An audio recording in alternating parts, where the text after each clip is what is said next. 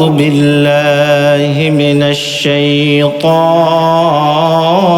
الرجيم يا أيها الناس اتقوا ربكم الذي خلقكم من نفس واحدة وخلق منها زوجها وبث منهما رجالا كثيرا ونساء واتقوا الله الذي تساءلون به والأرحام إن الله كان عليكم رقيبا وقال الله تبارك وتعالى في كلامه المجيد أعوذ بالله من الشيطان الرجيم وأقيموا الصلاة وآتوا الزكاة واركعوا مع الراكعين وقال رسول الله صلى الله عليه وسلم من ترك الصلاة فقد كفر رواه مسلم আলহামদুলিল্লাহ রনহাট্টা মসজিদের উন্নতি কল্পে অষ্টমতম আয়োজিত আজকের তাফসীরুল কোরআন মাহফিলের সম্মানিত সভাপতি এবং আরও অতিথিবৃন্দ এবং সম্মানিত প্রধান মেহমান এবং প্রধান আলোচক এবং সামনে সমবেত প্রাণপ্রিয় দর্শক মণ্ডলী এবং পর্দার অন্তরালে অবস্থানরতা সম্মানিতা মা ও বোনেরা, সর্বপ্রথমেই আমরা আল্লাহ রাব্বুল আলামিনের কৃতজ্ঞতা প্রকাশ করছি যে আল্লাহ রাব্বুল আলামিন আমাদেরকে দুনিয়ার যাবতীয় ব্যস্ততাকে উপেক্ষা করে কোরআন এবং হাদিস শোনার জন্য যে আল্লাহ রাব্বুল আলামিন আমাদেরকে এই মাজলিসে উপস্থিত হওয়ার মতন শক্তি ক্ষমতা দিয়েছেন, সেই মহান আল্লাহ রাব্বুল আলামিনের কৃতজ্ঞতা প্রকাশ করছি। সকলেই অন্তরের অন্তরস্থল থেকে আমরা সকলেই কৃতজ্ঞতা প্রকাশ করছি, সকলে বলছি আলহামদুলিল্লাহ। দুরূদ ও সালাম বর্ষিত হোক সর্বকালের সর্বশ্রেষ্ঠ রাসূল নবী মুহাম্মদুর রাসূলুল্লাহ সাল্লাল্লাহু আলাইহি ওয়াসাল্লামের প্রতি। আমরা সকলে বলছি আল্লাহুম্মা সাল্লি আলাইহি আল্লাহুম্মা বারিক আলাইহি। সম্মানিত উপস্থিতি, অনেক কষ্টের পর এই আয়োজন, প্রায় 10 থেকে 15 দিন হাড় ভাঙা পরিশ্রমের পর আজকের এই কাঙ্ক্ষিত আপনাদের আয়োজন। কিন্তু দুঃখের বিষয়, যেমন একটা আয়োজন, এমন একটা মাজলিস, অথচ আমাদের উপস্থিতি খুবই সামান্য। যারা স্বেচ্ছাসেবক আছেন, আপনি আমি তাদের দৃষ্টি আকর্ষণ করব, বাজারে দেখলাম অনেক মানুষ, আসবো যে মানে লোকের সাথে গা ঘিসে যাচ্ছে এমন মানুষ, অথচ এখানে মাহফিল মানুষ নেই। এই আয়োজনটা কিসের উপলক্ষে? আপনারা ওখানে গিয়ে সকলকে নিয়ে এসে এখানে বসান। আজকে আমরা, আমাদের অবস্থা হয়ে গেছে এমন, আমরা আজকে দ্বীনি মাজলিসের গুরুত্ব বুঝি না, জানি না। এই জন্য আজকে আমাদের সমাজের এই অবস্থা। কোরআন হাদিস আমাদেরকে ভালো লাগে না, ভালো লাগে অন্য কিছু, এটাই স্বাভাবিক। অথচ এই সমস্ত দ্বীনি মাজলিস যেখানে কোরআন এবং সহিহ সুন্নাহর আলোচনা হয়, এগুলোর ফজিলত আমি আর আপনি কতটুকু জানি? যদি জানতাম, যদি জনসাধারণ জানতো, তাহলে আজকের পরিস্থিতি এমন হতো না। সম্মানিত উপস্থিতি, আজকে আমরা ইবাদত মনে করি, অনেক কিছুকে ইবাদত মনে করি, কিন্তু দ্বীনি মাজলিসের গুরুত্ব, ইলম, দ্বীন শিক্ষা করা, এটা সম্পর্কে আমরা অনেকেই অবগত নই। শুরুতে একটি হাদিস দিয়ে শুরু করতে চাই। এই যে মাজলিসে এসেছেন, আজকে বসেছেন, কেন বসেছেন? কি কারণে বসেছেন? এক নাম্বার কথা, আপনাকে সর্বপ্রথম আপনার নিয়ত চেঞ্জ করতে হবে। আল্লাহ বলছেন সামি'না ওয়া আতা'না। শ্রোতা তো তারাই যারা কোরআন শুনে এবং ওয়া আতা'না তারা মানে। তাহলে আপনাদেরকে যারাই এসেছেন এই নিয়তে বসেন যে আমি এখান থেকে দিনই একটা মাজলিস, একটা ক্লাস, একটা দার্স, এখান থেকে আমি কোরআন হাদিসের কিছু শুনবো এবং ওয়াতানা মেনে চলবো, ব্যাস। পরকালে ফলাফল কি হবে? জান্নাত। এই যে জীবন, এই জীবনের ফলাফল পরে পরে দুইটা, জান্নাত অথবা জাহান্নাম, আর কিছু নাই। এই দুইটা ছাড়া আর কিছু নাই, জান্নাত ও জাহান্নাম ফিক্সড।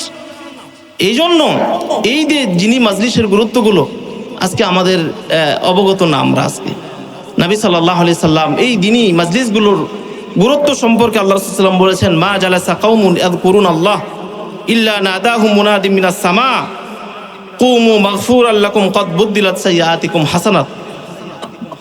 রাসূল সাল্লাল্লাহু আলাইহি ওয়াসাল্লাম বলছেন, মুসনাদ আহমদের মধ্যে হাদিসটি এসেছে যে যখন কোন জায়গায় মা জালাসা কওমুন ইয়াযকুরুনাল্লাহ, যখন কোন স্থানে কোন জায়গায় আমি আল্লাহর স্মরণ করা হয় তথা কোরআন এবং হাদিসের আলোচনা করা হয়, আর সেখানে যখন মানুষ বসে একদম এক খেয়ালে সে কোরআন এবং হাদিসের আলোচনা শুনে, আল্লাহ রাব্বুল আলামিন যখন মাহফিল শেষ হয়ে যায়, যখন আলোচনা শেষ হয়ে যায়, আল্লাহ রাব্বুল আলামিন ফেরেশতাদেরকে ডাক দিয়ে বলেন, ও আমার ফেরেশতারা, কুমু মাগফুরাল লাকুম, ওই যে কিছু মানুষ কোরআন এবং হাদিসের আলোচনা তারা শুনছে, বসে আছে, এই ঠান্ডাকে উপেক্ষা করে যাও তাদেরকে চলে যেতে বলো, মাহফিল তো শেষ, মজলিস তো শেষ।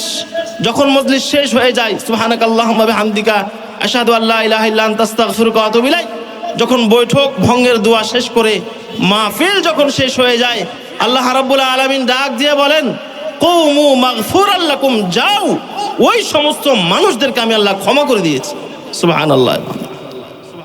শুধু তাই নয়, বুদ্দিলাত সাইয়্যাতিকুম হাসানাত, শুধু তাই নয়, আল্লাহ বলছেন যে তাদের পাপগুলোকে আমি বুদ্দিলাত মানে পরিবর্তন করে দিলাম, সাইয়্যাত পাপগুলোকে হাসানাত নেকি দ্বারা। সুবহানাল্লাহ ওয়া বিহামদিহি। কি বুঝলেন হাদিস থেকে? আল্লাহ বলছেন যখন কোন কোরআন হাদিসের আলোচনা হয় আর যেখানে মানুষ শুনে এই নিয়তে, কোন নিয়তে?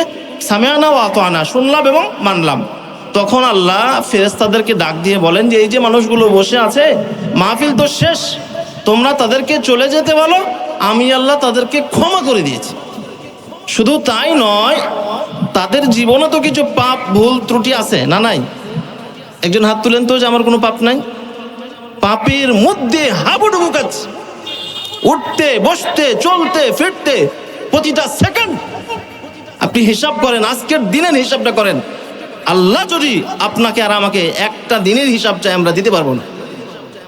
ওই পাপের মধ্যে আমরা হাবুডুবু খাচ্ছি। রাসূল সাল্লাম বলেছেন, কিয়ামতের দিন কিছু মানুষকে তোমরা দেখতে পাবা, তাদের পাপের কারণে এত পরিমাণে ঘাম হয়েছে, কিছু মানুষকে দেখতে পাবা তারা ঘামে হাবুডুবু খাচ্ছে, কেউ হাঁটু পর্যন্ত, কেউ কোমর পর্যন্ত, এমনও কিছু মানুষকে দেখতে পাওয়া যাদের চোখ পর্যন্ত, গলা পর্যন্ত ঘামে হাবুডুবু খাচ্ছে। এই হচ্ছে আমাদের অবস্থা। সম্মানিত উপস্থিতি, এই জন্য উদার আহ্বান জানাতে চাই, আপনি দোকানে হয়তো বা চা খাচ্ছেন, জিলাপি খাচ্ছেন, কালকেও খেতে পারবেন না? চৌরঙ্গি বাজারে চা পাওয়া যায় না, জিলাপি পাওয়া যায় না, নাকি আজকে সব শেষ, আজকে খাইলে খাও, নাইলে আর কোনোদিন খাইতে পারবে না, এরকম নাকি? আপনি চাইলেই খেতে পারবেন, চাইলে এই মাহফিলটা পাবেন, দিনী পরিবেশটা পাবেন। এই যে এত কিছু আয়োজন করে, হাড় ভাঙা পরিশ্রম করে, কেন? উদ্দেশ্য কি তাদের? এক নম্বর উদ্দেশ্য, কোরআন হাদিসের আলোচনা আমরা নিজে উপকৃত হব, শুনবো, আমল করবো, জান্নাতে চলে যাব। 2 নম্বর উদ্দেশ্য, মসজিদের উন্নতি করবে। এই জন্য এই বিষয়গুলো খেয়াল করে সকলকে উদারতা আহ্বান জানাতে চায়, আপনারা এখনো যারা এদিক সেদিক ঘোরাফেরা করছেন, দ্রুত এই জান্নাতের মাজলিসে চলে আসেন। আল্লাহ রাব্বুল আলামিনের ফেরেশতারা শুধু খোঁজাখুঁজি করে যে কোন জায়গায় আল্লাহর স্মরণ করা হচ্ছে। যখনই তারা জানতে পারে যে এই জায়গায় স্মরণ হচ্ছে, তারা বসে যায়, তারা এখানে বসে যায়। ফেরেশতাদের বসার কোনো প্রয়োজন নেই, তবুও তারা বসে যায়। অথচ আমরা মানুষ পাপের মধ্যে হাবুডুবু খাচ্ছি, অথচ আমাদের অবস্থা আছে কি দেখেন। এই জন্য উদারতা আহ্বান জানাতে চাচ্ছি, আল্লাহ রাব্বুল আলামিন আমাদেরকে সকলকে বুঝার তৌফিক দান করুন, আল্লাহুম্মা আমিন। সম্মানিত উপস্থিতি, আজকে যেহেতু মসজিদ কেন্দ্রিক আয়োজন, আমরা কিছু দিনের কথা বলবো, কোরআন হাদিসের কথা বলবো, এবং বিশেষ করে যেহেতু মসজিদ কেন্দ্রিক আয়োজন, মসজিদে কি করি আমরা? বলেন, মসজিদে কি করি? নামাজ পড়ি। নামাজ পড়ার জন্যই তো মসজিদ। তো আল্লাহ রাসূল বলে গেছেন, মাসাজিদুহুম আমিরুহুম ওয়া হিয়া খারাবুম মিনাল হুদা। শেষ জামানায় মসজিদগুলো হবে খুবই চাকচিক্যপূর্ণ, খুবই চাকচিক্যপূর্ণ। এমনও কিছু মসজিদ দেখেছি, আপনি আল্লাহ আকবর করে দাঁড়াইছেন, আপনার চেহারার ছবি ভেসে উঠছে সামনের টাইলসে, নাই? এমনও মসজিদ অনেক জায়গায় আছে, এত উন্নত মানের টাইলস তৈরি হয়েছে। তো আল্লাহ রাসূল বলছেন মসজিদ হবে খুবই চাকচিক্যপূর্ণ, আমিরুহুম ওয়া হিয়া খারাবুম মিনাল হুদা, কিন্তু তাদের হেদায়েত শূন্য, মুসল্লি শূন্য। একদম 100-তে মিলে যাচ্ছে হাদিস। বাস্তবতা দেখেন, বিশাল মসজিদ, টাইলসে, এসিতে সব কিছু ভর্তি, মাত্র 1 কাতার হাফ কাতার মানুষ, বাদ বাকি সব পড়ে আছে। এই জন্য আমরা আজকে কথা বলবো সালাতের বিষয়ে কথা বলবো। অনেক মানুষ হয়তো বলবেন সালাতের বিষয়ে কথা বলবেন, সালাতের বিষয়ে তো আমরা শুনছি, কিন্তু আপনাকে মনে রাখতে হবে সালাত জিনিসটা কি। একজন মানুষ সর্বপ্রথমে তাকে ইসলামে আসতে হলে, ইসলামে প্রবেশ করতে হলে তাকে কালেমায়ে শাহাদা এইটা দিয়ে তাকে প্রবেশ করতে হবে। আশহাদু আল্লা ইলাহা ইল্লাল্লাহ ওয়া আন্না মুহাম্মাদুর রাসূলুল্লাহ, আমি সাক্ষ্য দিচ্ছি যে আল্লাহ ছাড়া সত্য কোনো মাবুদ নেই এবং মুহাম্মদ সাল্লাম আল্লাহর রাসূল এবং বান্দা। তারপরেই তার উপর কি ফরজ হয়ে যায়? ইকামাস সালাহ, সালাহ, নামাজ। অসংখ্য হাদিস এবং অসংখ্য ইমামদের মত এবং আরব শায়েখদের অভিমত দ্বারা স্পষ্টভাবে প্রমাণ হয় যে যারা সালাত ছেড়ে দেয়, যারা নামাজ পড়ে না, তারা কাফের। একটু লক্ষ্য করেন, প্রিয় নবী সাল্লাল্লাহু আলাইহি ওয়াসাল্লাম আল্লাহর কাছে বললেন, হে আল্লাহ, আমার পিতামাতা কবরে শায়িত, পিতামাতা আমাদের অনেকেরই কবরে শায়িত। তো নবী সাল্লাল্লাহু আলাইহি ওয়াসাল্লাম আল্লাহর কাছে বললেন, ইয়া আল্লাহ, আমার বাবা মা কবরে শায়িত, আমি একটু তাদের জন্য দোয়া করতে যাইতাম, আপনি যদি অনুমতি দিতেন। কবরের কাছে অনুমতি কি দেওয়া হয়েছিল? প্রথমে নাকচ, না, অনুমতি নাই। কেন? তারা কাফের অবস্থায় মারা গেছে, তাদের ঈমান ছিল না। এটাই বিশুদ্ধ কথা, এটাই বিশুদ্ধ মত। আপনার আবেগ দিয়ে চলবে না। নবীর পিতামাতা জাহান্নামী, জি, নবী মুহাম্মদ সাল্লাল্লাহু আলাইহি ওয়াসাল্লাম নিজে বলেছেন। একজন সাহাবী কান্নাকাটি করতেছেন, বলতেছে যে আমিও তোমার মতো, আমারও পিতামাতা ঈমান হারা অবস্থায়, কাফের অবস্থায় মারা গেছে। তো শেষে অনুমতি দেওয়া হলো যে ঠিক আছে মুহাম্মদ, তুমি যেতে পারো, কবরের কাছে যেতে পারো, এই কারণে যেতে পারো ওখানে, তুমি কিন্তু তাদের জন্য দোয়া করতে পারবা না। কারণ কবরের কাছে গেলে আমাদের অন্তর কি হয়? নরম হয়। কিন্তু এখন আর নরম হয় না। একটা সময় দেখতাম আমরা জানাজায় গেলে আমাদের চোখগুলো মলিন থাকতো, মুখটা মলিন থাকতো, পিনপন নীরবতা, শোকের ছায়া। কিন্তু অবস্থাটা পাল্টে গেছে। এখন দেখবেন যে বন্ধু বান্ধবের পর জানাজায় দেখা হয়েছে, হাসি ঠাট্টা, ওর জন্য কোনো কিছু নাই, নিজের গল্প খোশ গল্পে মেতে আছে, জানাজা শেষ ও চলে যায়, এই অবস্থা। তো নবী সাল্লাল্লাহু আলাইহি সাল্লামকে কেন অনুমতি দেওয়া হয় নাই? ঈমান অবস্থায় মারা যায় না। তাহলে এখন আপনি আর আমি যদি, আপনার বাবা, আমার বাবা, আমি, আপনি, আমরা যদি ঈমান হারা হয়ে ঈমান না নিয়ে কবরে যায়, তাহলে আপনার জন্য দোয়া করা জায়েজ হতে পারে? নবীর পিতামাতার জন্য দোয়া করতে নিষেধ করা হলো, আর আপনি আর আমি? এই জন্য বুঝতে হবে আপনাকে ঈমান জিনিসটা কি। আমরা যদি বলি ইসলাম একটি বটবৃক্ষ, তাহলে বলতে হবে নির্দ্বিধায়, আপনাকে এক বাক্যে বলতে হবে তার শিকড় হচ্ছে বিশুদ্ধ ঈমান, বিশুদ্ধ আকীদা। শিকড় কেটে দিয়ে যদি আপনি গাছে পানি দেন, ওইটা হবে? শিকড় ছাড়া আপনি ডালপালা কল্পনা করতে পারবেন? কল্পনায় আসবে? সেন্সে আসবে? আসবে না। তো শিকড়টা কি? শিকড়টা হচ্ছে বিশুদ্ধ ঈমান, বিশুদ্ধ আকীদা, নামাজ, সালাত।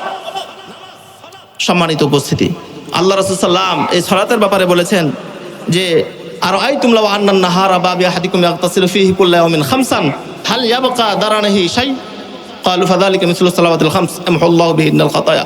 আল্লাহ রাসূল উদাহরণ দিয়ে বলেছেন যে আচ্ছা সাহাবীরা, বলো তো দেখি, তোমাদের বাড়ির পাশে যদি একটা নহর থাকে আর সেখানে যদি তোমরা কোনো ব্যক্তি দৈনন্দিন দিনে এবং রাতে 5 বার গোসল করো, শরীর ধৌত করো, তাহলে কি তোমাদের শরীরে কোনো ময়লা থাকতে পারে?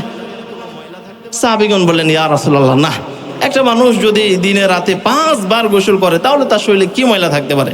আল্লাহ রাসূল সাল্লাল্লাহু আলাইহি ওয়াসাল্লাম বললেন, মিসলু সালাওয়াতিল খামস, এটার উদাহরণ হচ্ছে 5 ওয়াক্ত সালাত। সুবহানাল্লাহি ওয়া বিহামদিহি। নামাজ, আপনি যখন সালাত পড়লেন মানে আপনার কোনো গুনাহ নেই, এমনকি হাদিসে এসেছে যে বান্দা যখন ওযু করে, নামাজের জন্য আমরা ওযু করি না, আল্লাহ সাল্লাম বলছেন যে এই যে তার আঙুলের ভিতরে যে পাপগুলো আছে এগুলো উজুর পানির সাথে ঝরে যায়, সুবহানাল্লাহ, এবং তার মর্যাদা বেড়ে যায়।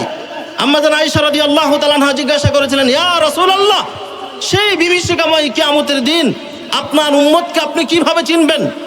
যেই বিভীষিকাময়ের কথা আপনারা শুনেছেন, আল্লাহ তাআলা বলছেন সেই দিন তোমরা দেখতে পারবা গর্ভবতী মা তার গর্ভ থেকে বাচ্চা খসে পড়েছে, সে বুঝতে পারবে না, সে টের পাবে না। ফিল করতে পারেন এই কথাটা? আমরা করতে পারবো না, মা বোনরা বেশি করতে পারতেছে, কারণ আমরা তো এটা করি না, আমরা গর্ভধারণ করি না। এই জন্য তো আল্লাহ সাল্লাম মাকে তিনবার মায়ের কথা বলেছেন। এক সাহাবী বললেন, ইয়া রাসূলুল্লাহ, আমার কাছে সব থেকে কে বেশি হকদার? আল্লাহ রাসূল বলেন, তোমার মা। তারপর কে? তোমার মা। তারপর কে? তোমার মা। তারপর বলেন আবুকা, তোমার পিতা। সম্মানিত উপস্থিতি, তাহলে ওই বিভীষিকাময় দিনটির কথা আপনাকে বলছিলাম যে সেই দিন একজন গর্ভবতী মা তার গর্ভ থেকে বাচ্চা খসে পড়বে, সে বুঝতে পারবে না, সে টের পাবে না।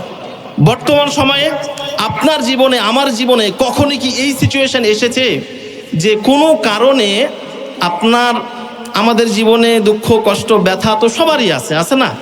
তো আপনার ব্যথা, কোনো এমন সিচুয়েশন এসেছে যে কোনো কারণে আপনার ব্যথার জন্য আপনাকে ইনজেকশন দেওয়া হয়েছে? এসেছে? আসে নাই। ব্যথাকে নিরাময় করার জন্য ইনজেকশন দিচ্ছে। অ্যাক্সিডেন্ট করছেন, ইনজেকশন দিচ্ছেন ব্যথা যেন না থাকে, কিন্তু একজন মাকে তার প্রসাব বেদনা যেন উঠে আসে, এজন্য ইনজেকশন দেওয়া হয়। ফিল করা যায় কথাটা? আল্লাহ রাসূল বলছেন যে সেই দিন এমন একটা অবস্থা হবে যে তার গর্ভ থেকে বাচ্চা খসে পড়বে, সে বুঝতে পারবে না। এমন কি বলা হচ্ছে যে সেই দিন মা ভুলে যাবে, দুধ পান করানোওয়ালা শিশুকে ভুলে যাবে, মনে থাকবে না। আজকে বাচ্চা কাঁদলে মা স্থির থাকতে পারে না, কি খাওয়া দাওয়া, কি প্রসাব পায়খানা, দৌড় দিয়ে ছুটে যায় সন্তানের কাছে। আল্লাহ বলছেন, ওয়ামা হুম বিসুকারা, এমন কিছু মানুষকে তোমরা দেখতে পাবা কিয়ামতের সেই বিভীষিকাময় দিন, মনে হবে তারা মাতাল, তারা মদ খাইছে। মদ খেয়ে যেমন মানুষ বিবেক জ্ঞান যেমন লোপ পেয়ে যায়, বউকে মা ডেকে ফেলে, উল্টাপাল্টা কথা বলে ফেলে, ওই রকম কিয়ামতের অবস্থাটা এতই ভয়াবহ হবে। নবী মুহাম্মদ সাল্লাল্লাহু আলাইহি আল্লাহ তাআলা বলছেন যে মনে হবে সেই দিন মানুষের ছুটাছুটি, মানুষের পেরেশানি, মানুষের চিন্তা, মানুষের উৎকণ্ঠা এবং এত থমথমে পরিবেশ হবে। আল্লাহ তাআলা বলছেন মনে হবে সেই দিন তারা মাতাল। ওয়ামা হুম বিসুকারা, না না না না, আল্লাহ বলছেন না, তারা মদ খায় নাই, মদ খাওয়ার সুযোগ নাই সেই দিন, অথচ মনে হবে তারা মাতাল। প্রিয় নবী সাল্লাল্লাহু আলাইহি ওয়াসাল্লাম বলেছেন কিয়ামতের দিনটা হবে 50,000 বছর সমান। ওই বিভীষিকাময় দিনের কথাগুলি আমরা বলছিলাম। সম্মানিত উপস্থিতি, যে বিষয়টি আমরা বলছিলাম যে কিয়ামতের দিন আল্লাহ তাআলা বলছেন, নবী সাল্লাল্লাহু আলাইহি ওয়াসাল্লাম বলেছেন যে যারা 5 ওয়াক্ত সালাত পড়বে। আম্মা জান আয়েশা রাদিয়াল্লাহু তাআলা জিজ্ঞাসা করলেন, আয়েশা, ইয়া রাসূলুল্লাহ, সেই বিভীষিকাময় দিনে আপনি আপনার উম্মতকে কিভাবে চিনবেন? মেলা নবীর উম্মত থাকবে, অনেক মানুষ থাকবে। আল্লাহ রাসূল সাল্লাল্লাহু আলাইহি ওয়াসাল্লাম আয়েশাকে উদাহরণ দিয়ে বললেন, আয়েশা, বিশাল একটা পালের মধ্যে যদি কিছু ঘোড়া বা কিছু উট এক কালার থাকে, আর কিছু উট যদি সাদা কালো চাকরা ফাকরা, আমরা যেটা গ্রামের ভাষায় বলি, এরকম কিছু যদি থাকে, তাহলে কি চিনতে সমস্যা হবে? হবে না। আল্লাহ রাসূল সাল্লাল্লাহু আলাইহি ওয়াসাল্লাম বললেন, আমার উম্মত সেই দিন যারা আমার উম্মত হবে, তাদের এই যে উজুর অঙ্গ প্রত্যঙ্গগুলো আছে, এইগুলো কিয়ামতের দিন জ্বলতে থাকবে, আলোর নেই। আপনি তো কোনোদিন নামাজ পড়েন নাই, আপনার তো উজু নাই, আলো থেকে আসবে? আলো থেকে আসবে? আপনার তো নামাজ নেই। আল্লাহ রাসূল বলছেন, আস-সালাতু নূরুন, সালাত হচ্ছে নূর, আলো, জ্যোতি। 1 মিনিট খেয়াল করেন, এখন এই মুহূর্তে সব আলো বন্ধ, পৃথিবীর সব আলো বন্ধ হয়ে গেছে, কোনো আলো নেই। কারেন্ট, ইলেকট্রিসিটি, যত কিছু আছে, যত প্রকার আলো যেটা আমরা বুঝি, এটা নাই। না থাকার পরে সব থেকে আপনি বাসায় গিয়ে দেখলেন আপনার জন্য ভাত বাড়া আছে, সব কিছু রেডি, আপনার স্ত্রী, বাল বাচ্চা সবাই রেডি, কিন্তু আলো নাই, অন্ধকার। অথচ আপনি ক্ষুধার্ত, আপনি ভাত খেতে হবে, আপনাকে আরো প্রয়োজন আছে। ওই মুহূর্তে কোনটার বেশি প্রয়োজন বলেন দেখি? আলো না হলে আপনি কিছুই করতে পারছেন না, খেতে পারছেন না, সমস্যাও দূর করতে পারছেন না। কবর তো অন্ধকার। আসসালাতু নূরুন, নূর যদি না থাকে তাহলে তো আপনি অন্ধকারে হাবুডুবু খাবেন, অন্ধকারে তো আপনি মরে যাবেন, শেষ হয়ে যাবেন। আল্লাহ রাসূল বলছেন, আসসালাতু নূরুন, সালাত হচ্ছে আলো, জ্যোতি। সে আলো যদি আপনি না নিয়ে বের হন, আলো যদি আপনার সংগ্রহে না থাকে, তাহলে অবস্থা কি হতে পারে? সম্মানিত উপস্থিতি, এই জন্য অবশ্যই আমরা যে বিষয়টি বলছিলাম যে সালাত একজন মুমিনের তাওহীদ এবং আকীদার পরেই, আল্লাহ এবং আল্লাহ রাসূলকে স্বীকৃতি দেওয়ার পরেই যেটা ফরজ হয়ে যায় সেটা হচ্ছে নামাজ। নামাজ আল্লাহ তাআলা বলছেন ফাখালাফা মিন বা'দিহিম খালফান আযাউস সালাহ ওয়াত্তাবাউশ শাহওয়াত ফাসাউফা ইয়ালকাউনা গায়্যা। আল্লাহ তাআলা বলছেন যে অতঃপর তাদের পরে এমন এক প্রজন্ম, এমন এক জাতি আসবে এলো যারা সালাত নষ্ট করলো এবং অচিরেই গাইয়া নামক শাস্তি দিয়ে তাদেরকে আমি সম্মুখীন করব। যারা সালাত নষ্ট করে দেয়, কোনো খেয়াল নেই, সব কিছু হচ্ছে, খাওয়া দাওয়া উঠা বসা সব কিছু হচ্ছে, কিন্তু সালাত নাই। এদের জীবনটা কেমন? আল্লাহ বলছেন ওয়ামান, আল্লাহ বলছেন না যে শুনেও শুনে না ওরা, কান আছে শুনে না, দেখেও দেখে না ওরা, চোখ আছে দেখে না, উলা বুঝেও বুঝে না ওরা, অন্তর আছে বুঝে না, উলাইকা কাল আনআম, তারা পশু প্রাণীর মতো, তারা গরু শিয়াল কুকুরের মতো। এটা আমার কথা না, আল্লাহ বলছেন এটা কুকুরের মতো তারা। এমনকি শুধু তাই নয়, বাল হুম আদাল, তার থেকেও নিকৃষ্ট, তার থেকেও নিকৃষ্ট। আপনি খেয়াল করেন, এই যে আলো, এই যে সূর্য, এই যে কীট পতঙ্গ, সব কিছু আল্লাহর কথা শোনে। একমাত্র শোনে না কে জানেন? মানুষ। কোনোদিন কি আলো বন্ধ হয়েছে, দিনের বেলা সূর্য উঠেনি, এমন কোনোদিন হয়েছে? হয় নাই। ওই যে এক হাদিস আছে না, একজন ব্যক্তি খুব পাপ করার পর ওসিয়ত করে গেছিল সন্তানদেরকে যে আমি যেই পাপ করছি আল্লাহ যদি আমারে ধরতে পারে ছাড়বে না, বাঁচার কোনো পথ নাই। তাহলে কি করে ওসিয়ত করে গেছে যে আমি মারা যাওয়ার পর আমার কিছু আমাকে পুরাইবা, পুরার পর কিছু ছাই নদীতে, কিছু ছাই উপরে, বিভিন্ন জায়গায় ছিটিয়ে দিবা। উদ্দেশ্য কি? আল্লাহ যেন না ধরতে পারে। তো মারা গেল, ঠিক তাই করা হলো। আল্লাহ জমিনকে আদেশ দিলেন নিয়ে আসো, ছাই নিয়ে আসো। শুনে নাই? ছাই একত্রিত হয় নাই? জমিন আল্লাহর কথা শুনে না কে? আপনি আর আমি। সম্মানিত উপস্থিতি, যে বিষয়টা আমরা বলছিলাম, আল্লাহ তাআলা বলছেন যে যারা সালাত নষ্ট করলো অবশ্যই অচিরেই গাইয়ার সম্মুখীন হবে তারা, অপমানজনক শাস্তির সম্মুখীন হবে তারা।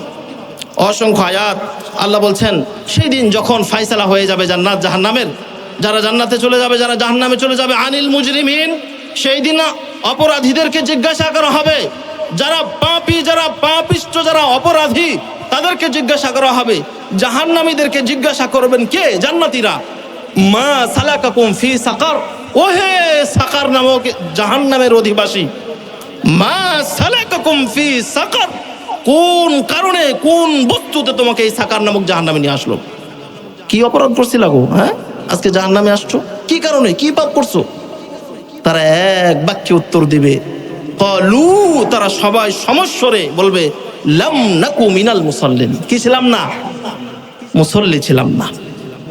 বলবেন আপনি, এটাই আল্লাহ বলছেন এক বাক্যে, এক নাম্বার কারণ। তাহলে আমরা এই আয়াত থেকে স্পষ্টভাবে প্রমাণ হয় যে যারা নামাজ পড়ে না তারা কোথায় যাবে? সাকার নামক জাহান্নামে যাবে। এবং তারা জাহান্নামে যাওয়ার কারণ তারা নিজেরাই বলবে। আল্লাহ তাদের কথা তুলে ধরছেন যে তারা নিজেরাই বলবে যে এই কারণে আমি জাহান্নামে এসেছি, যে কি করতাম না? সালাত পড়তাম না, সালাত আদায় করতাম না। তাহলে আপনি বলবেন, আপনার যদি সালাত না থাকে, সালাত যদি না থাকে, আপনি সেদিন বলবেন। আল্লাহ তাআলা তারপর বলছেন ইন্নাস সালাতা কানাত আলাল মুমিনিনা কিতাবাম মাওকুতা, নিশ্চয় সালাত মুমিনদের উপর নির্ধারিত সময় আল্লাহ তাআলা ফরজ করেছেন। অতঃপর আল্লাহ তাআলা বলছেন ফাইন তাবু আকামুস সালাহ ওয়া আতুজ যাকাতা ফায়ুখানুকুম ফিদ্দিন, আল্লাহ বলছেন অতঃপর তারা যদি তওবা করে, সালাত কায়েম করে এবং যাকাত প্রদান করে, তাহলে তারা তোমাদের ভাই। তাহলে এই আরেকটা বিষয় লক্ষণীয়, খেয়াল করেন যে যারা সালাত আদায় করে না তারা আপনার ভাই নয়। এই আয়াত এটা প্রমাণ করছে, এই আয়াত এটা প্রমাণ করছে যে একজন মুমিনের ভাই কাফের হতে পারে না। উদাহরণ দিয়ে আপনাকে বলি, মুসআব ইবনে উমাইরের কথা আপনারা জেনেছেন যে মক্কার মধ্যে একজন খুব ধনী এবং খুব উচ্চাভিলাষী একজন ব্যক্তি ছিল, ইসলাম গ্রহণ করার বিস্তারিত ঘটনা। ছোট্ট কথাটুকু বলছি যে কাফের যে আপনার ভাই হয় না, এটাই প্রমাণ দেওয়ার জন্য বলছি যে যখন ইসলাম গ্রহণ করলো কিছুদিন পর আল্লাহ রাসূল সাল্লাল্লাহু আলাইহি ওয়াসাল্লাম তাকে দাওয়াতি সফরে পাঠালেন। পাঠানোর পর কোনো এক কর্মে তার আগের যে ভাই ইসলাম গ্রহণ করে নাই, ওকে ধরে নিয়ে আসার পরে তাকে বাধা হয়েছে। এখন বন্দীদেরকে তো ও বলতেছে, মুসাবের ভাই বলতেছে যে মুসাব তো আমার ভাই, এখন সে ইসলাম গ্রহণ করছে, ঈমান নিছে, কিন্তু সে তো আমার ভাই, একই মায়ের পেটের তো আমরা সন্তান। তো সে বলতেছে যে ভাই আমাকে একটু আস্তে করে ভাই, আরো তো 5-6 জন শক্ত করে দড়ি দিয়ে বাঁধা হচ্ছে, একটু আস্তে করে, তুমি তো আমার ভাই, একটু আস্তে করে দিও আমার। মুসাব তার চিত্তকণ্ঠে বলে উঠলেন, তুমি তো আমার ভাই নও, একজন মুমিনের সম্পর্ক হবে ঈমানের ভিত্তিতে, সম্পর্ক হবে রক্তের ভিত্তিতে নয়। তুমি কাফের, আমি ঈমানদার, তুমি আমার ভাই নয়, ওকে আরো বেশি শক্ত করে বাঁধো। এই হাদিস এবং এই আয়াত স্পষ্টভাবে প্রমাণ করে যে যারা কাফের তারা আপনার ভাই নয়। এবং যারা সালাত আদায় করে না, আল্লাহ এখানে বলছেন যে ফাইন তাবু ওয়া আকামুস সালাহ, যারা তাওবা করে না, ওয়া আতুজ যাকাত, এবং সালাত কায়েম করে না, যাকাত প্রদান করে না, ফা ইখওয়ানুকুম ফিদ্দিন, যারা করে তারা তোমাদের ভাই, যারা এগুলো করে না তারা তোমাদের ভাই নাই। খুবই সাবধান। সালাত আপনার জীবনের সব থেকে শ্রেষ্ঠ বিষয়। একজন মানুষের যদি সালাত না থাকে তার জীবনের সব কিছু বৃথা, তার জীবনটাই বৃথা, 16 আনাই বৃথা। যেখানে আল্লাহ তাআলা বলছেন, যে নবী সাল্লাল্লাহু আলাইহি ওয়াসাল্লাম বলছেন বাইনার রাজুলি ওয়া বাইনাশ শিরকি ওয়াল কুফরি তারকুস সালাহ, রাসূল সাল্লাল্লাহু বলেছেন যে একজন মানুষ এবং শিরক ও কুফরের মাঝখানে যেটা পার্থক্য সেটাই হলো নামাজ ছেড়ে দাও, নামাজ ছেড়ে দাও। তাহলে অন্য একটা হাদিসে এসেছে আল্লাহ সাল্লাল্লাহু আলাইহি ওয়াসাল্লাম বলেছেন মান তারাকা সালাতা ফাকাদ আশরাকা, যে ব্যক্তি সালাত ছেড়ে দিল সে ব্যক্তি কাফের হয়ে গেল, সে ব্যক্তি শিরিক করলো। শিরিক কিভাবে করলেন আপনি? সালাত ছেড়ে দিলাম শিরিক করলাম, বুঝে আসলো না। এখানে শিরিকের কি? প্রবৃত্তির পূজা করলেন। প্রবৃত্তি মানে আপনার নাফস, আপনার আত্মা আপনাকে বলতেছেন নামাজে যাইস না, আপনি ওকে ফাইন ঠিক আছে নামাজে গেলাম না। আপনি কার ইবাদত করলেন? প্রবৃত্তির ইবাদত করলেন, আপনার নাফসের, আপনার আত্মার ইবাদত করলেন। ইবাদত একমাত্র ইবাদত পাওয়ার হক কে? আল্লাহ সুবহানাহু ওয়া তাআলা। কিন্তু ওই হকটা আপনি কাকে দিলেন? আপনার প্রবৃত্তিকে দিলেন, আপনার নাফসকে দিলেন, আপনার আত্মাকে দিলেন। এই জন্য তো যখন জান্নাত জাহান্নাম প্রস্তুত করা হয়েছিল, আল্লাহ তাআলা জিবরিলকে বললেন যে যাও দেখে আসো, লম্বা কথা। তারপর বললো যে প্রথমে বললো যে সবাই জান্নাতে আসবে, বললো তারপর প্রবৃত্তির মনের চাহিদা দিয়ে জাহান্নামকে ঘিরে দেওয়া হলো। তখন জিবরিল বললেন যে একটা মানুষও জাহান্নাম থেকে বাঁচতে পারবে না, যেভাবে আপনি প্রবৃত্তি দ্বারা সাজিয়েছেন। সম্মানিত উপস্থিতি, যে বিষয়টি বলছিলাম সালাতের ব্যাপারে বলছিলাম, আল্লাহ রাসূল সাল্লাল্লাহু আলাইহি ওয়াসাল্লাম বলছেন ওয়ামাল্লাম ইয়াহফিদ আলাইহা লাম ইয়াকুন লাহু নূরান ওয়ালা নাজাতান। এই যে আল্লাহ রাসূল সাল্লাল্লাহু আলাইহি ওয়াসাল্লাম বলছেন যে ব্যক্তি নামাজ হেফাজত করে না তার জন্য কিয়ামতের দিন কোনো নূর থাকবে না এবং কোনো নাজাত থাকবে না। কিয়ামতের অবস্থাটা আপনি কি জানেন? নাজাত থাকবে না, আপনার কোনো সাহায্যকারী থাকবে না। আল্লাহ বলছেন ইয়াউমা ইয়াওয়াদ্দুল মুজরিমু লাউ ইফতাদি মিন আযাবি ইয়াউমিযিন বিবানি ওয়া সাহিবাতিহি ওয়া আখি ওয়া ফাসিলাতিহি আল্লাতী তুবি ওয়া মান ফিল আরদি জামিআ। সেই দিন, কিয়ামতের দিন, জাহান্নামের আযাব থেকে বাঁচার জন্য আল্লাহকে আপনি আর আমি মুক্তিপণ হিসাবে দিতে চাইব সন্তানকে। 1 নম্বর আল্লাহ বলছেন সন্তানকে আপনি আল্লাহকে অফার করবেন, আল্লাহ ঠিক আছে আজকে এই জাহান্নামের আগুন থেকে আমাকে বাঁচাও, আমার সন্তানকে নিয়ে নাও। অথচ দুনিয়ার জীবনে সন্তানের জন্য সব কিছু ত্যাগ করতে পারেন, সন্তানের জন্য হাড় ভাঙা পরিশ্রম করে রাতকে দিন করে পরিশ্রম করে যাচ্ছেন, হালাল হারামের তোয়াক্কা করছেন না, আর 5 ওয়াক্ত নামাজেরও আপনার তোয়াক্কা করছেন না, করে যাচ্ছেন। কিন্তু দেখেন এক তিলকে এই যে আপনি হুঁশ আছে, শ্বাসটা নিতে পারতেছেন, আবার যাচ্ছে, আপনার কাছে সন্তান প্রিয়, শ্বাসটা চলে যাক। আল্লাহ বলছেন এই দিন, সেই দিন আল্লাহকে বলবেন আপনি আর আমি যে আল্লাহ আজকে আমাকে এই জাহান্নামের আগুন থেকে বাঁচান, প্রয়োজন আমার সন্তানকে নিয়ে নেন।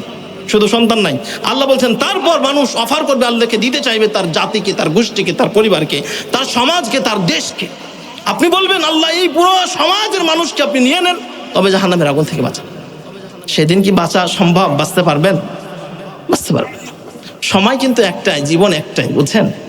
এই যে যতক্ষণ পর্যন্ত শ্বাসটা নিচ্ছেন ততক্ষণ পর্যন্ত, শ্বাসটা বন্ধ হয়ে গেলেই সব আমল বন্ধ হয়ে যাবে, কোনো কিছু থাকবে না। যেমন আমরা যদি আরেকটু বোঝানোর জন্য বলি যে একটা মানুষ 4টা-5টা জীবন পার করে আসে। যেমন আমরা প্রথমে ছিলাম আলামে আর রুহের জগতে, রুহের জগতে কোনো নেকি বদি করার সুযোগ ছিল না কি? তারপর আসলাম মায়ের পেটে কেউ আপনি কি করতে পারে না। তারপর আসলাম কোথায়? আলামে দুনিয়া, এই দুনিয়ার জগতে। তারপরে আবার কোথায় চালাবো? আলামে বারজা, কবরের জিন্দেগিতে। কোনো সুযোগ আছে কবরে পাপ নেকি করার? তাহলে সুযোগটা কোথায়? দুনিয়া। সোজা কথা, সবাই বুঝবে এই কথা আশা করি, যে আপনি দুনিয়াটাকে যেভাবে আপনি নেবেন সেভাবেই আপনার আজকে কি মনে করছেন? নামাজ, রোজা, হালাল হারাম কিছুই বিবেচনা করবেন না, আর মারা যাবেন, আর কবরে একদম ফুলের বিছানা সাজানো আছে, এটা মনে করছেন? এটা হতে পারে? দুনিয়ার জীবনে আপনি বাসায় বসে থাকবেন, রাখবেন এটা হতে পারে, এটা সম্ভব না যেমন ঠিক ওইটাও তার থেকে আরো বড় অসম্ভব। এই জন্য একজন মুমিনের সব থেকে পুরুষ মানুষের জন্য মনে রাখবেন, পুরুষ মানুষের জন্য এমন কোনো অবস্থা নেই যে তার জন্য নামাজ মাফ। যতক্ষণ পর্যন্ত আপনার সেন্স আছে, আপনার যতক্ষণ পর্যন্ত জ্ঞান আছে। মহিলাদের জন্য হাতে গোনা 4-5 দিন সময় আছে। এবং নামাজটা কেমন ফরজ আর একটু আপনি খেয়াল করেন। ইসলামের স্তম্ভ আমরা জানি 5টা, নামাজ, কালেমা, নামাজ, রোজা, হজ, যাকাত। আচ্ছা, হজ কি সবার জন্য যে ফরজ না। যাদের সামর্থ্য আছে, যাদেরকে আল্লাহ সম্পদ দিছে, নানা হজ করে এসেছে, আপনার তো হজ করার সামর্থ্য নেই, আমার তো নেই, আরেকজনের তো নেই, পারবো না, তো এটা সবার জন্য ফরজ নয়। মেয়েদের ক্ষেত্রে যদি তার মাহারাম না থাকে হবে না, শারীরিক সক্ষমতা যদি না থাকে হবে না। আপনার দেখেন জাকাত কি সবার জন্য ফরজ? আমারই সম্পদই নাই নিসাব পরিমাণ, আমি রিক্সা চালক, আপনি রিক্সা চালক, দিন আনি দিন খাই, কিভাবে আমি জাকাত দিব? জাকাত সবার জন্য না। তাহলে আপনাকে বুঝতে হবে। তারপর সিয়াম দেখেন, সিয়াম এটা কি সব সময়ের জন্য ফরজ? বছরে একবার ফরজ, কিন্তু সব সময়ের জন্য, কি গরিব, কি ধনী, কি নারী, কি পুরুষ, সবার জন্য কি সালাত সব সময় কি ফরজ। এই জন্য এই বিষয়টা আপনাকে, আপনি মুসলিম, আপনার প্রমাণ করবে কি? সালাত। আপনার প্রমাণ হবে যে আপনি মুসলমান, সালাত। আমরা হাদিসগুলো আপনাদেরকে শোনাচ্ছিলাম যে নামাজ ভঙ্গের যেটা শাস্তি, আল্লাহ সাল্লাম এবং নবী সাল্লাম বলেছেন, ফাইন সলাহা সাইরু আমালিহি ওয়াইন ফাসাদা সাইরু আমালিহি। যার সালাতের হিসাব হয়ে যাবে ঠিক, তার সব কিছু ঠিক। যে ব্যক্তি নামাজের হিসাবটা আল্লাহকে দিয়ে দিতে পারবে, তার সব কিছু ওকে। এবং কিয়ামতের দিন সর্বপ্রথম জানাই হবে আপনাকে সালাতের বিষয়ে, আউয়ালু মা ইউহাসাবু বিহি আল-আবদু ইয়াওমাল কিয়ামাহ। অথচ আজকে বাস্তবতা অন্যদিকে। নামাজ হচ্ছে, আজকেও নামাজ পড়লাম, হাতে গোনা 5-6 জন মুসল্লি, তাহলে 3 তালা আর 5 তালা আর 10 তালা পরেই কি করবেন মুসল্লি যদি না থাকে? এই জন্য সমস্ত ইমাম, বিশেষ করে তারা ঐক্যমত, ইমাম আবু হানিফা রাহিমাহুল্লাহ বলেছেন, যে ব্যক্তি সালাত পড়বে না তাকে বেত্রাঘাত করতে হবে, তাকে পিটাতে হবে, জেলখানায় বন্দি করে তাকে প্রহার করতে হবে। ইমাম আহমদ বিন হাম্বল রাহিমাহুল্লাহ বলেছেন, তাকে হত্যা করতে হবে, তাকে বলতে হবে সালাত পড়ো, সে যদি না পড়ে তাকে মেরে তাকে হত্যা করতে হবে। এত সত্য কথা বলার পরও আজকে আমাদের কোনো ভ্রুক্ষেপ নাই, দিন চলে যাচ্ছে, কোনো খবর নেই। পরিবারটাকে আমরা জাহান্নামের আগুনে আমরা আজকে দাউ দাউ করে জ্বালাচ্ছি। আল্লাহ সাল্লাম বলেছেন, কুল্লুকুম রাইনা কুল্লুকুম মাসউলুন আন রাইয়াতিহি। প্রত্যেকটা ব্যক্তি দায়িত্বশীল। এই দায়িত্ব সম্পর্কে আপনাকে আমাকে জিজ্ঞাসিত করা হবে প্রত্যেকটা মানুষকে। আপনি পরিবারের মাথা, আপনি যদি ঠিক হয়ে যান, আপনি যদি নামাজ পড়েন, তাহলে আপনার পুরো ফ্যামিলিটাকে আপনি জান্নাতি ফ্যামিলি করে নিতে পারেন। আল্লাহ বলেন নাই, কু আনফুসাকুম ওয়া আহলিকুম নারা, তুমি বাঁচো জাহান্নামের আগুন থেকে, আগে নিচে, ওয়া আহলিকুম নারা, এবং পরিবারকে দুনিয়ার আগুন আপনি দেখতে পান। এই যে এটা আগুন, 5টা মিনিট হাতটা রাখতে পারবেন না, দেখতে পাচ্ছেন সচক্ষে, চর্মচক্ষু দিকে দেখছেন, পুড়ে যাবেন, কিন্তু ওই আগুন তো দেখতে পাচ্ছেন না। একজনকে প্রশ্ন করতেছে যে, ওস্তাদ আমার ছেলে তো উঠে না নামাজে, ফজরের সময় খুব ডাকাডাকি করি, উঠে না, কি করা যায়? উঠে না, কেন না, আপনার কথা শুনে না। মনে করেন আপনার বাসায় আগুন লেগে গেছে, আপনার স্ত্রী রান্না করতেছিল, রান্না করার পর গ্যাস সিলিন্ডার বিস্ফোরণ হয়ে আগুন ধরে গেছে, এখন আপনার সন্তান শুয়ে আছে, তাহলে কি করবেন? ডাক দিব। আপনার কথা তো সে শুনবে না। আপনি একটু আগে বললেন যে আমার কথা শুনে না, শুনবে না মানে ওর কলার ধরে নিয়ে এসে ওকে, ওর পা ছেঁচড়ে নিয়ে এসে ওকে ওই আগুন থেকে বাঁচাও। আউযুবিল্লাহ। আমরা এই আগুন দেখতে পাই সচক্ষে, কিন্তু আপনি দেখতে তো পাচ্ছেন না, আপনার পুরো ফ্যামিলিটা জাহান্নামের আগুনে জ্বলছে, অথচ আমরা খেয়াল নাই। এই জন্য সম্মানিত উপস্থিতি, উদারত আহ্বান জানাতে চাই, একজন পুরুষ মানুষের জন্য এমন কোনো অবস্থা নেই। সহিহ বুখারীর হাদিস, যুদ্ধ চলতেছে অমুত অবস্থায় নামাজ মাফ করা হয় নাই, কমাই দেওয়া হয়েছে, কিন্তু নামাজ মাফ করা হয় নাই। সফর, as-সফরু কিতাতুম মিনান নার, আল্লাহ রাসূল বলেছেন সফর হচ্ছে জাহান্নামের এক টুকরো আগুন, আগুনের সাথে সফরকে তুলনা করা হয়েছে। সফরে নামাজ কমিয়ে দেওয়া হয়েছে, কিন্তু নামাজ মাফ করে দেওয়া হয় নাই। এই জন্য প্রত্যেকটা মানুষ যে দাবি করবে আমি মুসলমান, সকল সাহাবীদের ইজমা হচ্ছে, আমরা যারা আমাদের মধ্যে যারা সালাত ছেড়ে দিত, শুধু তাদেরকেই কাফের মনে করতাম, অন্য কোনো আমল ছেড়ে দিলে আমরা কাফের মনে করতাম না। কিন্তু যদি দেখতাম যে লোকটা সালাত ছেড়ে দিয়েছে, নামাজ ছেড়ে দিয়েছে, তাকে কাফের মনে করতাম, সে কাফের। এবং ফতোয়া লাজনা দাইমা সর্বোচ্চ উলামা পরিষদ থেকে যেটা ফতোয়া এসেছে, কাফের বেনামাজি ব্যক্তি। এই জন্য কাফের অবস্থায় যদি আপনি কবরে যান, আপনার জন্য দোয়া করা জায়েজ হবে? আপনি, আমার বাবা কাফের অবস্থায় মারা গেলেন, আপনার জন্য আমি দোয়া করতে পারবো? ইমান হারা হয়ে যদি আপনি মারা যান, আপনার ইহকাল পরকাল সবই তো শেষ। আর ইমান নিয়ে যদি যতই কষ্টে থাকেন না কেন, মা ইউসিবুল মুসলিমা মিন নাসাবিন ওয়ালা ওয়াসাবিন ওয়ালা হাম্মিন ওয়ালা হুজুনিন ওয়ালা আদান ওয়ালা গাম্মিন হাত্তা শাওকাতি ইউশাকাহা ইল্লা কাফারাল্লাহু বিহা মিনাল খাতায়া। একজন মুমিন যদি বিপদে পড়ে, তার উৎকণ্ঠা, তার দুশ্চিন্তা, তার যত প্রকার কষ্ট আছে না কিনা, এমনকি বলা হচ্ছে সে যদি একটা কাটাও বিধে তার শরীরে, ওইটার বিনিময় আল্লাহ তাকে যাজা দিবেন, তার গুনাহগুলো মাফ করে দিবেন। তাহলে একজন ইমানদার, তার তো বেঁচে থাকলেও সে গুনাহ মাফ হচ্ছে, মরে গেলে তো জান্নাত। এই জন্য ইমানের আমরা নবায়ন করি, ইমানটাকে আমরা তাজা করি। ইমান হারা হয়ে যদি আপনি কবরে যান, সামনে রমজান মাস আসছে, আমরা হাদিস জানি না, আল্লাহ রাসূল বলেছেন, মান সামা রমাদানা ঈমানান ওয়া ইহতিসাবান গুফিরা লাহু মা তাকাদ্দামা মিন দামবি। কোন ব্যক্তি যদি ইমানের সাথে, এখানেও ইমান, কোন ব্যক্তি যদি ইমানের সাথে রমজান মাসে সিয়াম করে, কিয়াম করে, তাহলে গফিরা লাহু মা তাকাদ্দামা মিন দামবি, তার সমস্ত গুনাহ মাফ করে দেওয়া হবে। কিন্তু এক নম্বর শর্ত কি? বিশুদ্ধ ঈমান, ঈমানকে ঠিক করতে হবে। এজন্য আসি আমরা অন্তত এই আয়োজন থেকে আমরা একটা বিষয় অন্তত এইটা দৃঢ়ভাবে নিজের সাথে কথা বলে দৃঢ়ভাবে সংকল্প করেন, না অনেক হয়েছে, জীবন একটাই, জীবন চলে যাচ্ছে, নিজের গুরুত্বপূর্ণ সময়গুলো চলে যাচ্ছে। আপনার আমার জীবনটা কি? একটা সময়, নির্দিষ্ট একটা সময়। আপনার জীবনটা, আমার জীবনটা একটা নির্দিষ্ট কি সময় চলে যাচ্ছে, আপনার সময় চলে যাচ্ছে। সেই দিন আফসোস করে আর ফল পাবেন না। সেই দিন বলবেন, আল্লাহ সূরা হাক্কায় বলেছেন যে যারা ডান হাতে আমল নামা পড়বে, তারা হাসতে হাসতে বলবে, ইন্নী যানতু আন্নী মুলাকিন হিসাবিয়া, আমি জানতাম, এই দেখো আমার হিসাবটা পড়ে দেখো, আমি জানতাম আমাকে হিসাবের সম্মুখীন হতে হবে। কুতুফুহা দানিয়া, সে জান্নাতের অনন্ত ভোগ করবে। আর ওয়া আম্মা মান উতিয়া কিতাবাহু বিশিমালি, আর কিয়ামতের দিন যার আমল নামা বাম হাতে দেওয়া হবে, সে বলবে, ও আম্মা মান উতিয়া কিতাবাহু বিশিমালি ফায়াকুলু ইয়া লাইতানি লাম উতা কিতাবিয়া, আফসোস, আমি যদি এই কিতাবটা না পেতাম, আমার হিসাবটা যদি না নেওয়া হতো।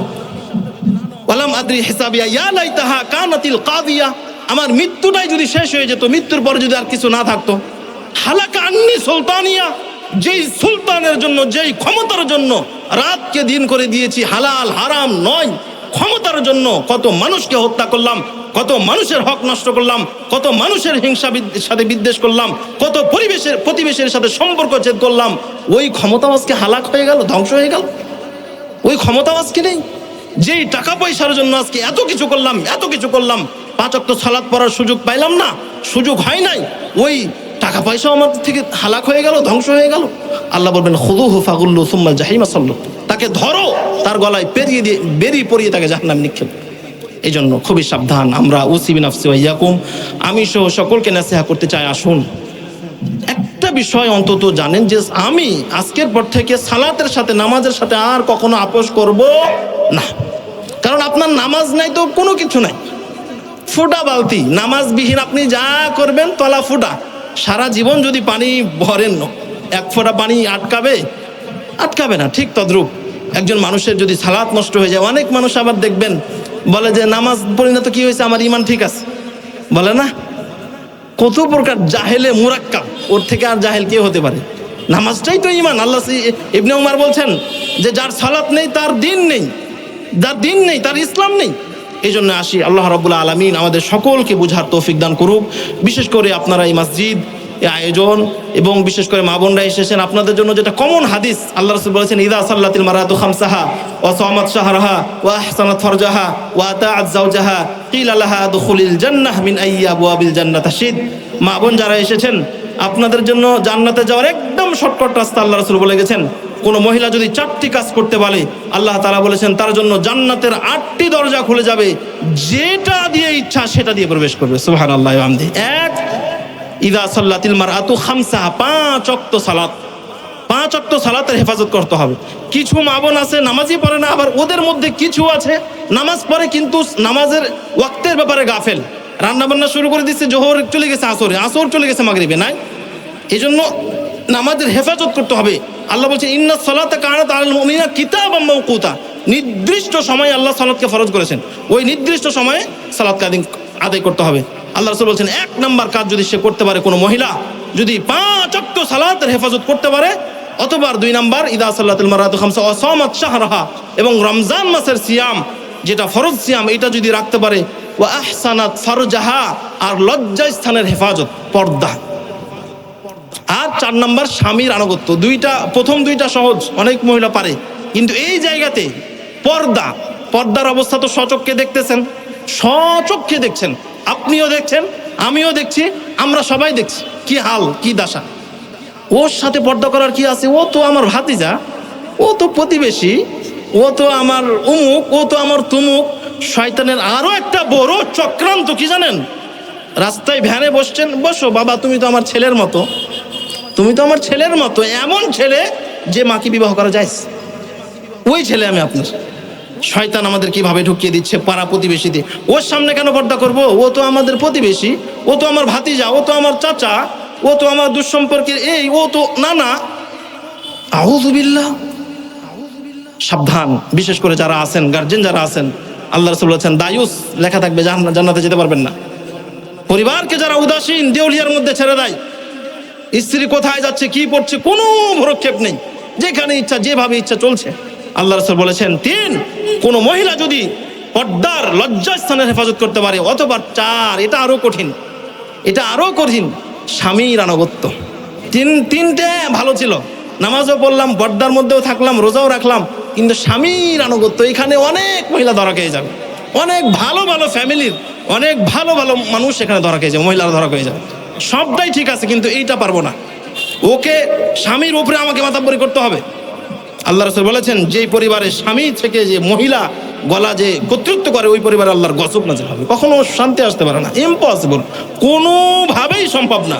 আপনি যতই আপনার স্বামীর থেকে আপনি বিচক্ষণ হন না কেন, তাকে পরামর্শ দেন, বুদ্ধি দেন, কিন্তু খবরদার তার উপরে মাতাব্বরি করা যাবে না। তাহলে মা বোন যারা এসেছেন, আপনারা বিশেষ করে 4 নম্বরটা স্বামীর আনুগত্য, স্বামীর সাথে ভালো ব্যবহার করতে হবে। এখানে আপনারা অনেকটাই পিছে। এজন্য আমাদেরকে খেয়াল রাখতে হবে। আমরা যে বলছিলাম মা বোনদের জন্য, 1, আপনি যদি 5 ওয়াক্ত সালাত পড়তে পারেন, 2, রমজান মাসের রোজা রাখতে পারেন, 3, পর্দার মধ্যে থাকতে পারেন। আপনি আজকে মনে করছেন না, মরে দেখেন একটা চুল যে কত দামি, আপনি চুল খুলে চুল এড়িয়ে আপনি যাচ্ছেন। আল্লাহ রাসূল কি বলেছেন? ওকে জেনাকার বলেছেন। যে মহিলা সুগন্ধি মেখে রাস্তায় হাঁটলো উলঙ্গ হয়ে, ও জেনা না করেও জেনা করেন,